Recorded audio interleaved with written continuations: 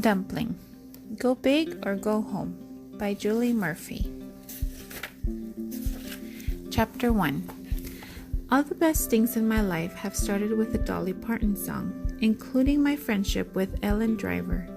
The song that sealed the deal was Dumb Blonde from her 1967 debut album, Hello, I'm Dolly. During the summer before first grade, my Aunt Lucy bonded with Mrs. Driver over their mutual devotion to Dolly.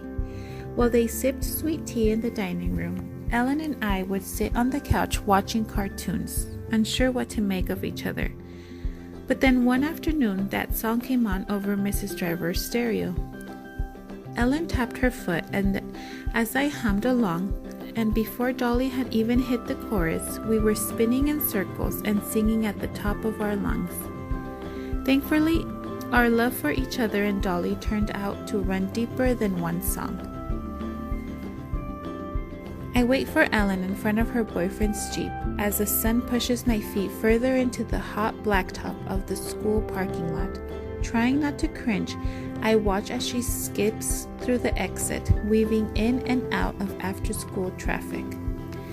Elle is everything I am not. Tall, blonde, and with this impossible goofy yet sexy paradox going on that only seems to exist in romantic comedies. She's always been at home in her own skin. I can't see Tim, her boyfriend, but I have no doubt that he's a few steps behind her with his nose in his cell phone as he catches up on all the games he's missed during school. The first thing I ever noticed about Tim was that he was at least 3 inches shorter than Elle, but she never gave a shit. When I mentioned their vertical differential, she smiled, the blush in her cheeks spreading to her neck, and said, "Yeah, it's kinda cute, isn't it?" Elle skids to a stop in front of me, panting. "You're working tonight, right?"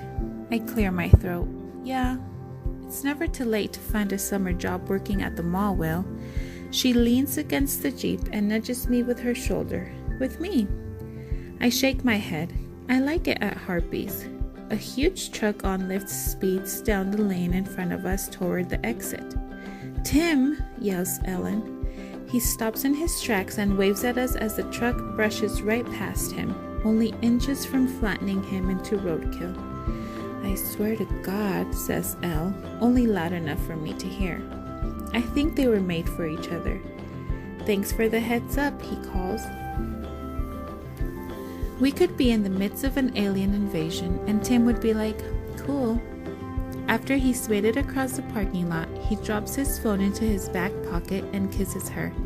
It's not some gross, open-mouthed kiss, but more like a, "Hello, I missed you. You're as pretty as you were on our first date" kiss.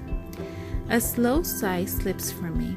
If I could avert my eyes from all the kissing people ever, I'm positive that my life would be at least 2% more fulfilling. It's not that I'm jealous of Ellen and Tim, or that Tim steals Ellen away from me, or even that I want Tim for myself, but I want what they have. I want a person to kiss hello. I squint past them to the track surrounding the football field. What are all those girls doing out there? Trotting around the track are a handful of girls in pink shorts and matching tank tops. "Pageant boot camp," says Ellen. "It lasts all summer. One of the girls from work is doing it." I don't even try not to roll my eyes. Clover City isn't known for much. Every few years, our football team is decent enough for playoffs, and every once in a while, someone even makes it out of here and does the kind of thing worth recognizing. But the one thing that puts our little town on the map is that we're home of the oldest beauty pageant in Texas. The Miss Teen Blue Bonnet pageant started back in 1930s and has only gotten bigger and more ridiculous with every passing year. I should know, since my mom has led the planning committee for the last 15 years.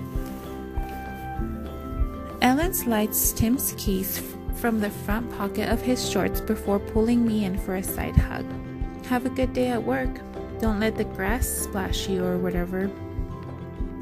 She goes to unlock the driver's side door and calls over to Tim on the other side. "Tim, tell Will to have a good day." He pops his head up for a brief moment, and I see that smile Ellen loves so much. Well, Tim may have his face in his phone most of the time, but when he does actually talk, well, it's the kind of thing that makes a girl like Elle stick around. I hope you have a good day. He bows at the waist. Elle rolls her eyes, settles in behind the wheel, and pops a fresh piece of gum in her mouth.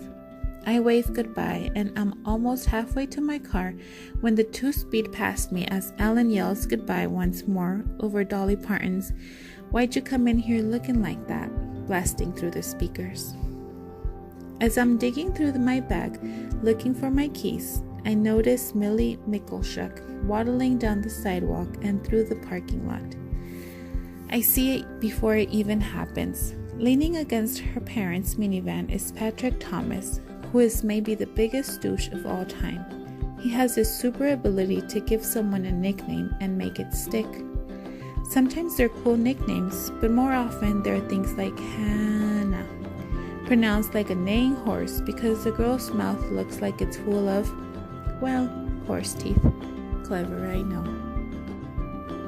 Millie is that girl, the one I am ashamed to admit that I've spent my whole life looking at and thinking things could be worse. I'm fat, but Millie's a type of fat that requires elastic waist pants because they don't make pants with buttons and zippers in her size. Her eyes are too close together and her nose pinches up at the end.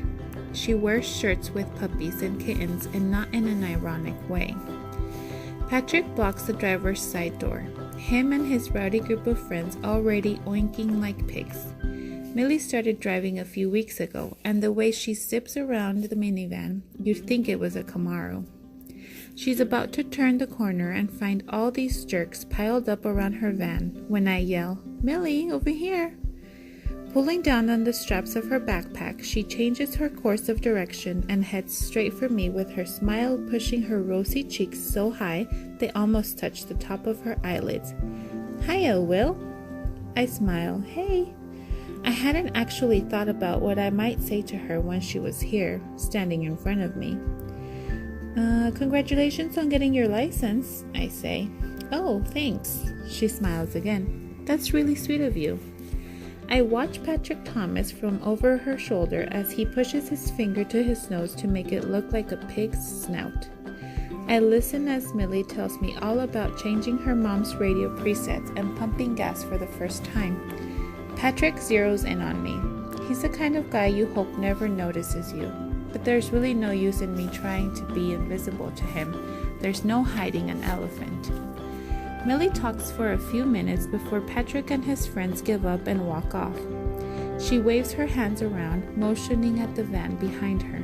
I mean, they don't teach you how to pump gas in driver's ed, and they really... Hey, I tell her, "I'm so sorry, but I'm going to be late for work." She nods. "But congratulations again." I watch as she walks to her car. She adjusts all of her mirrors before reversing out of her parking space in the middle of the near-empty lot. I park behind Harpy's Burgers and Dogs, cut across the drive-thru, and ring the freight doorbell. When no one answers, I ring again. The Texas sun pounds down on the crown of my head. I wait as a creepy-looking man wearing a fishing hat and a dirty undershirt rolls through the drive-thru and recites his painfully specific order to the exact number of pickles he'd like on his burger. The voice on the speaker gives him his total. The man eyes me, tilting down his orange-tinted sunglasses, and says, "Hey there, sweet cheeks."